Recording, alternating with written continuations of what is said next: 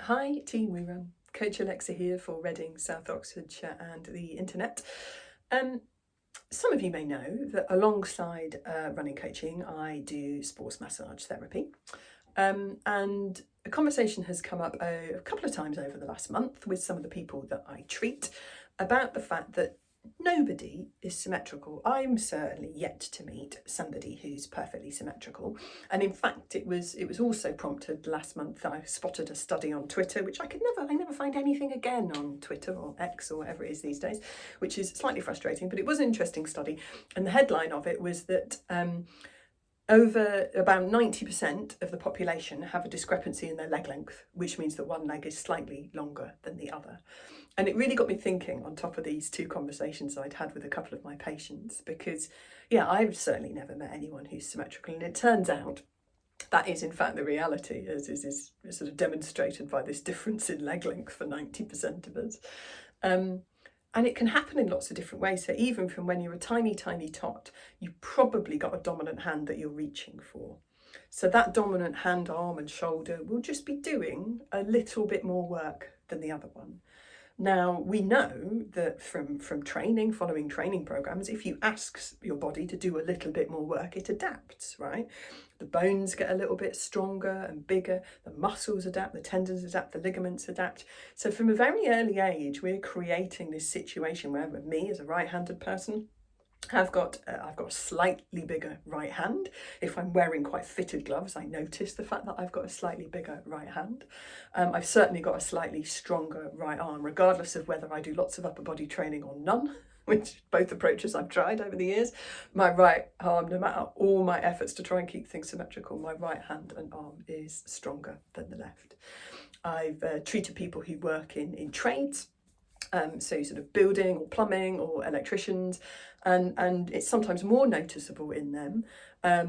Anyone who's gone into doing a sport or a physical job or occupation at a young age, you'll be able to really see a big difference solidifying in their skeletons. So even more so than my right to left hand difference. So a chap I've treated who's in his 70s has a really quite dramatic difference in the size of his hands, not length so much, but literally width of the finger bones, because he's worked in the building trade since the age of 16, and men's skeletons don't actually stop growing until they're in their early 20s. So you've got a lot of adaptation that's going on in that dominant right hand and arm, leading to thicker bones developing, and that will be there for the rest of his life. We might have, a one-sided preference from, like me, I've got a slightly different shaped collarbone on my left shoulder because I only ever wore my school bag on my left shoulder when I was growing up. So my skeleton has developed slightly differently one side to the other. I also have a slightly bigger right foot. My right foot is almost half a shoe size bigger than my left one. Again, because my right leg, unfortunately due to some joint problems on my left leg, my right leg from a very young age became the slightly more dominant leg.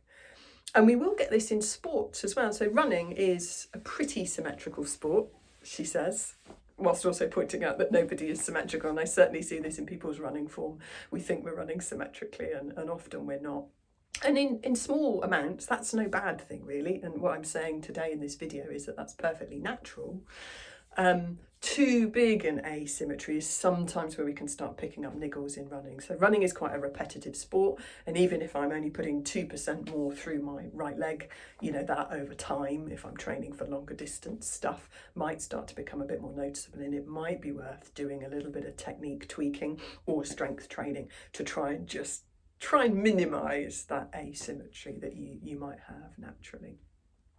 But we think about other sports, tennis, football, most team sports, you tend to have a dominant side, the side that you throw with, the side that you hit with, the side that you catch with, the side that you more often kick the ball with. So yeah, we adapt and develop for many different reasons in many different ways to have these slight asymmetries, and it is absolutely fine. I think it's quite interesting to notice what they are and where they crop up. But yeah, nobody is symmetrical, and 90% of people have a difference in leg length. Who knew? Happy running.